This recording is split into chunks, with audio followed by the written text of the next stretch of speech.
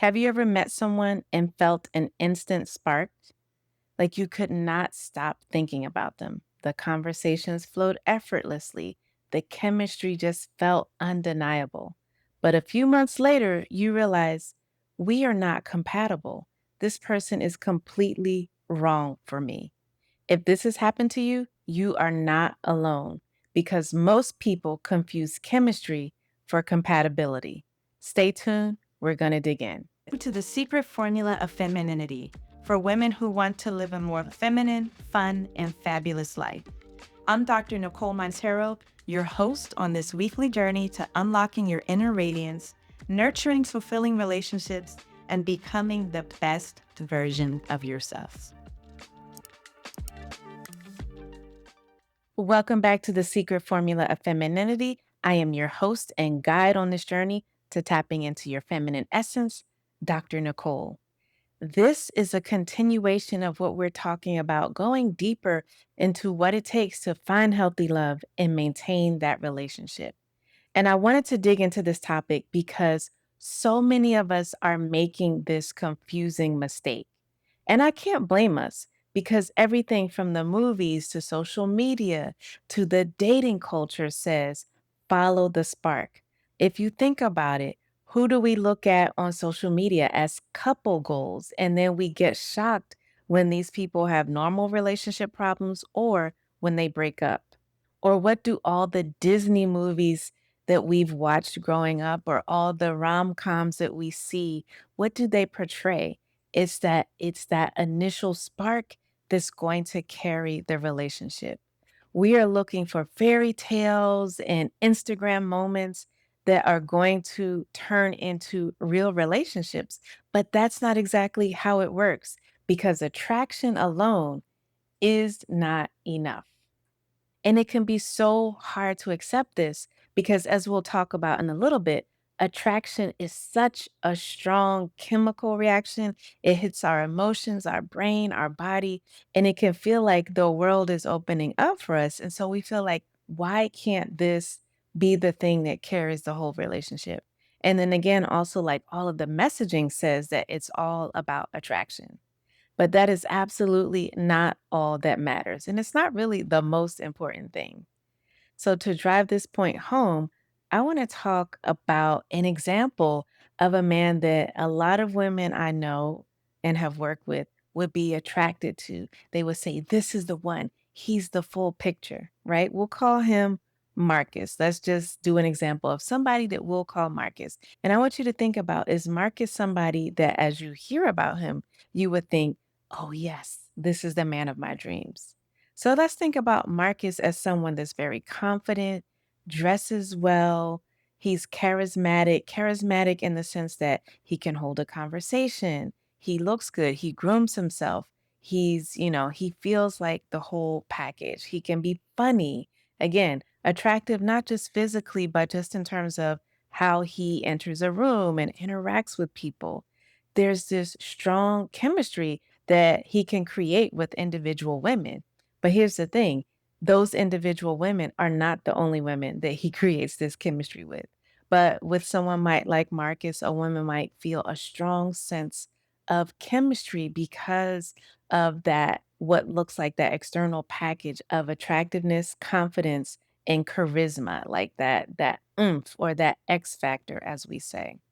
But the problem is all of that is fine and good. There's nothing wrong with that, right? As a woman, you also want to put your best foot forward and you want to look good and come out confident and feel good about yourself and feel grounded. There's nothing wrong with that. But just because someone has those outer packages, it's like the cover of a book, it doesn't mean that the inside of the book is going to have substance. And it doesn't mean that the inside of the book has a plot or a topic or a form of writing that you are going to enjoy. Well, with someone like Marcus, the charisma doesn't mean that there is going to be compatibility. There could be different mismatches despite all of those things that look good on the outside.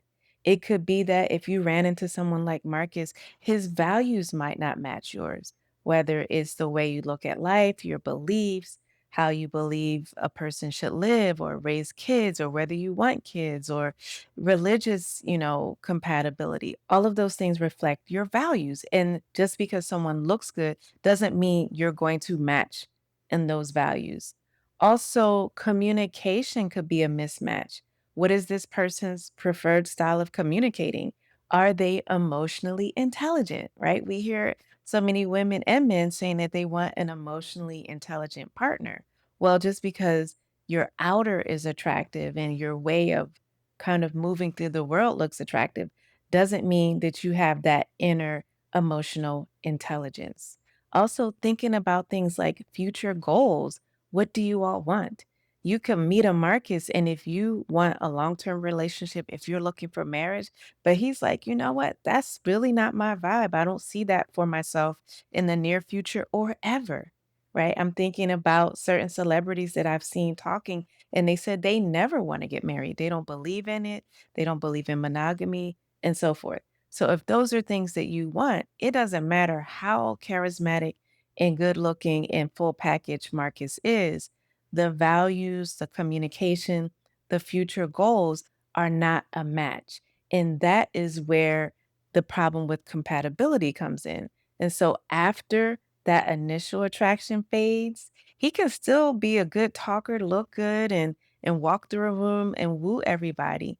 But when it comes to you and him, you and that person individually, the compatibility is not there. So they are two different things.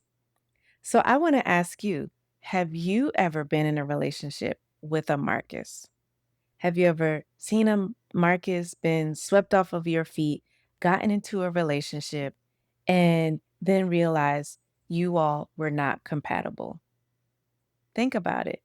So many women have their own Marcus story. And the reason is that chemistry is so strong. I want to break it down.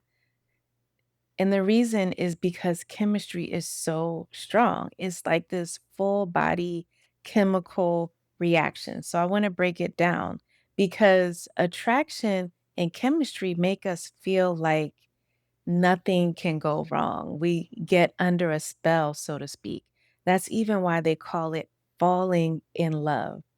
Attraction is about anticipation. Like it's that, oh my God, what could happen? What are the possibilities?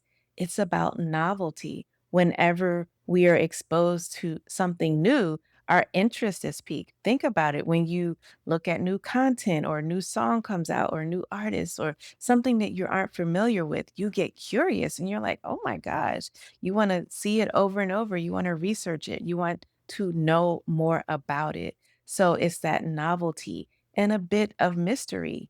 Now, if you listen to all of these things, these are things that I love to talk about how you create them within your own relationship because they are very powerful. That anticipation, that novelty, that sense of mystery. And then you throw in certain neurotransmitters like dopamine, which a lot of people think of it as the reward neurochemical, but it's really about desire and anticipation. So when we're anticipating something or we are desiring and we have that drive to pursue something, it releases dopamine and it can be very powerful. It feels like a reward. So that sense of like, I want to know more about this person. They're really, they look like this shiny object that I want to be able to hold and consume and be a part of. And all of that, if you think about like how I'm describing it, it's very much about longing and desire. And those things are very, very powerful. And there's nothing wrong with them. But again, it doesn't mean just because you have a flood of dopamine, because you see somebody that is new or different or piques a certain part of your curiosity or interest, that does not mean that that is material or that does not mean that that's a person that's fit for a long term relationship with you. So think about it as this shiny object that catches your attention and makes you curious and makes you interested. But it doesn't mean that once you get the object or open it or see more about it, that it's even something that you want to keep or that is going to feel valuable to you. Now, on the other hand, there is compatibility. And I think it's the forgotten C. Like chemistry is that C that we're all into. Compatibility is the forgotten C. And this is where the ingredients for a longer term relationship, for commitment, for a lasting love, and they've even done research, brain scans, and brain studies on the different phases and stages of love. And so the compatibility is what ushers in that long term lasting love. And this is where you get into things like the values that I mentioned earlier. What are your values? That's why when we think about things like arranged marriages, those have worked to a certain extent over millennia because it's about families who have similar values wanting to match their adult child with another family who has similar values. So it shows you the importance of compatibility around values. Also, things like that emotional intelligence that we all understand is so important. And one of the key things about emotional intelligence is it allows you to see things from another perspective, from outside of your perspective. It's so funny because we hear so much about narcissism, right? Everybody's self-diagnosing or self-diagnosing their ex-partners as narcissistic because they feel like those individuals were very self-centered. So emotional intelligence and maturity is like you can see things from somebody else's perspective. You can see outside of yourself. You can kind of hold a mirror to yourself. You can walk in someone else's shoes. You can have that empathy and you can also take different perspectives. So that's a sign of emotional maturity. And it kind of goes into different ways that we fight, different conflict styles. Like, are you one of those people? It's so crazy. A few days ago, I saw on two different occasions men walking down the street talking on the phone, but they were yelling and screaming, and it sounded like a romantic, argument. Like they were talking about, no, I didn't call her. And this was 2 separate incidents, it's wild, right? But the level of, intensity and, like, seeming really triggered because, I'm very observant, and so when I'm walking and I'm seeing things like that, you could see these individuals, like, their full body was completely triggered. And I was thinking to myself, right? Conflict, there's nothing wrong with conflict. Conflict is absolutely normal and needed within a relationship. But it's what is the style of conflict? How did you see people fighting growing up? Did you see like your parents or other people in relationships either like going from 0 to 100 and getting extremely angry and volatile and perhaps violent? Or did you see the other side, the other end where you never saw people disagree? There was what we call stonewalling, like people give each other the silent treatment, they suppress their feelings. So, those are two sides of the same coin of conflict styles that could affect your relationship. And those conflict styles can have a huge impact on your relationship. So you want to make sure it doesn't mean that you have to have the exact same conflict style, but you want to look at how that other person communicates. That is a big sign of your compatibility. It could be a red flag or a green flag, especially if this person is able to communicate in a way that you feel is mature and may even help you to communicate in a better way. And again, that life vision. What do you all see for each other? Is one of you extremely ambitious and you are looking for your partner to be like that and you're disappointed if they're not? Or are you okay with the more complementary role where one person is kind of out there, out front, very ambitious and achieving, and the other person doesn't necessarily have to be like that? The key thing is not that you're the same, but you share a vision for how you want to move together and grow together as a couple. So, those things, the values, the conflict, the communication, the life vision, those are what establish compatibility versus the shiny object that we talked about with chemistry and attraction. And both are valuable. Listen, I will never sit here and tell you to not have chemistry with the person you're going to be in a relationship with and marry. No, you need that attraction. I'm just saying that that is not the full foundation of the relationship. So we talked about Marcus earlier. Let's do an example of someone else. We'll call him David. David shows up well put together. He's not a slouch by any stretch of the imagination, but he comes across as more steady versus charismatic, consistent, someone who's reliable, not like an old car, but reliable like a Tesla. Like it's going to do what it's supposed to do. It matches what the promise is. Again, David doesn't come across as flashy. And for some women, that may make him seem like he's not as exciting at first because it's not that shiny box over there. But the women I know who have gotten into relationships with someone like David, with a David, that eventually becomes the healthiest relationship that they've had. Because if you think about it, so many of us mistake unpredictability, not showing up, inconsistency. And if you think about it, it triggers that dopamine because when a person is inconsistent, we're more motivated to try to figure out, like anticipate when they're going to show up and what they're going to do. And it gives us that hit of dopamine. But if you're used to that, and if chaos feels normal, then peace can feel boring. And you might first look at a David and be like, there's no spark, there's no chemistry. Despite the fact that David might not have the flashiest package, but inside that book, within the pages of that cover, there's substance, there's value, there's a sense of connection and being able to grow and build together. So I want you to sit with that for a minute. If you've been so used to that chaos and that's what feels normal, then peace and steadiness are going to initially, in the beginning, feel boring to you. And those things that some people might call boring are actually the green flags that so many people miss. Things like consistency, accountability, being accountable and following through with your word over and over and over again, or emotional regulation, being calm, not blowing up every 5 minutes, hollering and screaming kindness.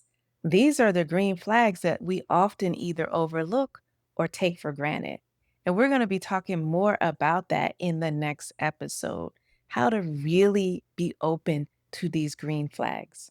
So I want us to pause and do a bit of a self assessment. I want you to ask yourself, what am I prioritizing at this stage?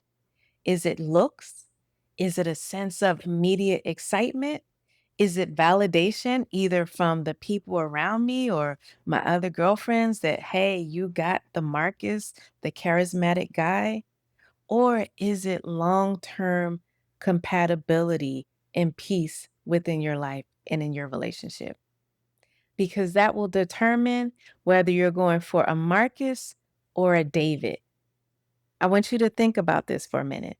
The spark might get your attention, but the compatibility, that's what's going to determine your future and what your relationship is going to look like.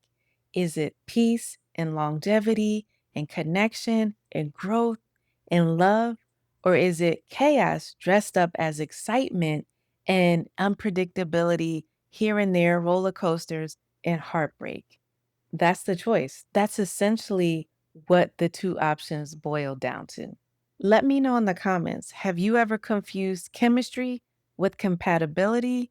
And what made you wake up and see that they are two different things?